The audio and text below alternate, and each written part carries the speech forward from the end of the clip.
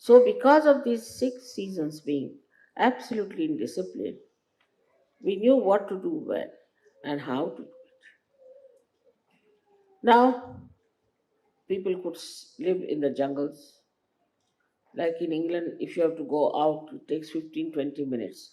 You have to wear your shoes, socks, your coat, your under this thing, that thing. Otherwise, you can't get out. And you start from one place, reaching another place, you'll find it is raining heavily, you have nothing, you get drenched. But this is not so in India. It's so balanced that when you come, all of you come in winter time, you have seen it. It doesn't rain suddenly. It doesn't happen like that at a wrong time. You can stay outside as long as you want. So these people could live in the jungles. In the sense, we didn't have so much idea of comfort at all. In a simple little hut, they could live. Little protection from the sun and protection from the rain for rainy season. That's all. And they had very little needs of life. We didn't use plastics. I mean, there were no plastics that time, or even now, we don't use plastics. And we used to have few thalis and things. In a small family also, they'll have just thalis, which were just permanently with the family. Now I find that such a difference there is. You see, in simple living, uh, what happens that you do not take out all the wealth from the Mother Earth. There's no ecological problem. But by having, as you were saying, so many glasses for this, so many glasses for that, all this kind of thing that you produce has no aesthetic value and has no durability. So then you have mountains and mountains of these huge big plastics which cannot be burned, which cannot be thrown away. If you throw away in the sea, it floats, and such problems are there. So this Shakti that was working in those days was in them to make them seekers because they didn't have to do anything else. It's all right, you have food to eat, you have place to sleep, finished. Not much to be done. Living so happily with all these uh, comforts in the way that so little a demand on your time. They had time, lot of time. And with that time, what did they do? They didn't go, say, for a swimming or ballroom dancing or nothing of the kind. With that time, they meditate. And when that time meditation started, then they started realizing what is the divine power, what is divinity, what is God. For example, I'll tell you, here people discuss even the private life of Christ and see all kinds of things. I mean, it's impossible in India. Nobody does that. Never comes to their head that how Krishna had 16,000 wives. Must be some reason. He's God after all. God is God. You are a human being. How can you know about God? Because you have come through Him. They don't discuss such nonsensical things. Must be that. And now when I told them these are His power 16,000, they said yes. Then the 5 wives were 5 elements. Yes. They are God. Nobody discusses these things. God is, how can you understand God? Can you understand me? You can't. Try. Can't understand. Very difficult. So you can't understand. You can't understand God. Please understand one thing that for to understand God is an impossibility. But you can be in connection with God. You can be in the company of God. You can be blessed by God. You can be looked after by God. You can know lots of things about God. But you cannot understand. This is another thing one has to know that you cannot understand why God does these things, why He does this, why He does that. You cannot understand. You cannot explain. I mean, somebody can even say here, why did he make swastika? Then why did he make Omkara? I mean, here the people are so arrogant that they can even ask God, why did you exist? They can go to that limit. There's nothing surprising. So this arrogance, this ego has blinded us from God. We think no end of ourselves. We are very self-opinionated, and we do not know much about it. So this power, this Shakti, is the one which has given you self-realization, will also give you God realization. But still, you will not understand God. You have to go above God to understand. How will you understand? Supposing there's something below you, you can understand. But something above you, how will you understand? Supposing somebody is down below in Kabela and wants to understand about my house, will he understand? He has to go above the Kabela to see my house. So the source from which we have come, we cannot understand. We cannot judge. We cannot say why. That is God's wish, God's desire, whatever he. So what we have to say, whatever his wish, we'll be happy with. And the power that is within you is Amba, is the desire power of God itself.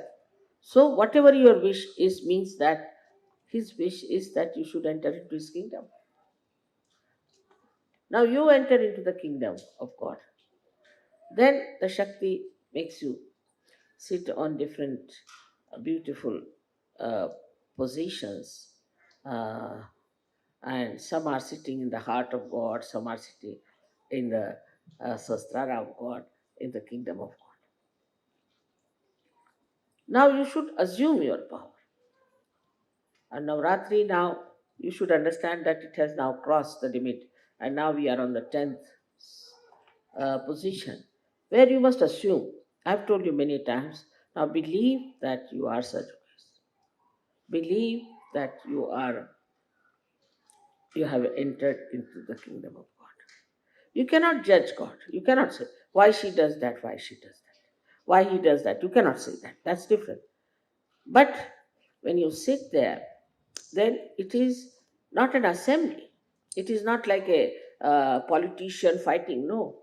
It is that you have entered into the kingdom of God, blessed by God, looked after, protected, nourished, and made knowledgeable.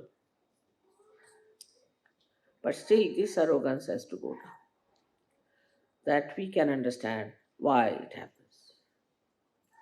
That humility is very important for us. Otherwise, this power cannot take you beyond. Now, as it is, it has crossed the Sastra. Now, this power has to go higher and higher. For that, first you should be humble. Humble doesn't mean that it should be something artificial humility of a businessman or a politician. It is a humbleness is within your heart. That, oh God, we don't want to understand you, you are too great. But let us know ourselves. And then you will be amazed that he has made you like his own image. That means he has given you all the powers. He has made you. When he has made you, you cannot make him. He is the source. You cannot make him. He has made you in his own image. Now, what you can do is to make others in his image. These powers are with you. But the first thing you have to have the discipline within yourself. That is missing. People cannot discipline themselves, means if they cannot control themselves, how can they control anyone? No discipline means you cannot control yourself. Now the discipline should be that first you must see that you control yourself. Because now you are in the kingdom of God.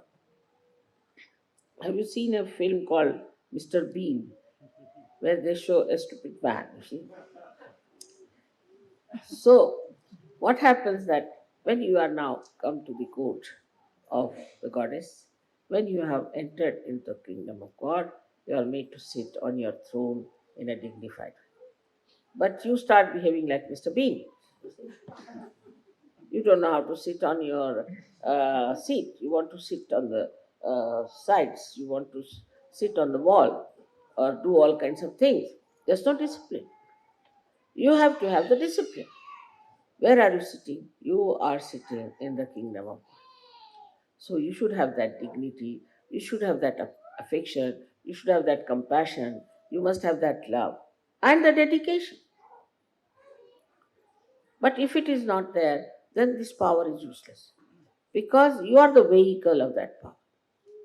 Supposing I have to take water, I have to have glass which is emptied inside. If it is already full with ego, what can you put inside that? Or if it is a stone, you can't drink water out of that. You will have to dig in the space for putting the water. So if you are already filled with your own idea, with your own conveniences, with your own progress, or whatever it is, only that, then you cannot rise very high. You have to surrender fully. To say that, Mother, whatever is your desire, that we do not want to have any our individual desire. Then the desire of God will work. You want Kundalini to work for you, which is the desire of God, not your desire, which is independent of your desire, but is the one which will fulfill your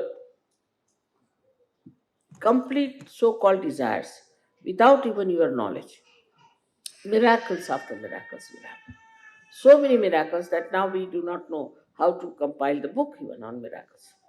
But these miracles are coming to you because you are realized souls. So attention should be all right. You must see and introspect yourself. I am sitting in the kingdom of God. Now, what is my situation? Is it worth it? Am I worth it? Am I behaving in the same manner? Or still I don't believe? If you don't believe, how can you rise? Believe means that you have seen something, you have known something which is tangible, you have got the experience of it, still you are not surrendered. If you surrender to the will of God, then everything is taken charge. It will never let you down, no question. And everything, all things which look like mountains of difficulties and obstructions, you will surpass just like an aeroplane goes over it. You won't have any problem whatsoever. So, one thing today, I'm very happy that this puja is done by uh, the people from a country which is discipline is very important. That is Switzerland.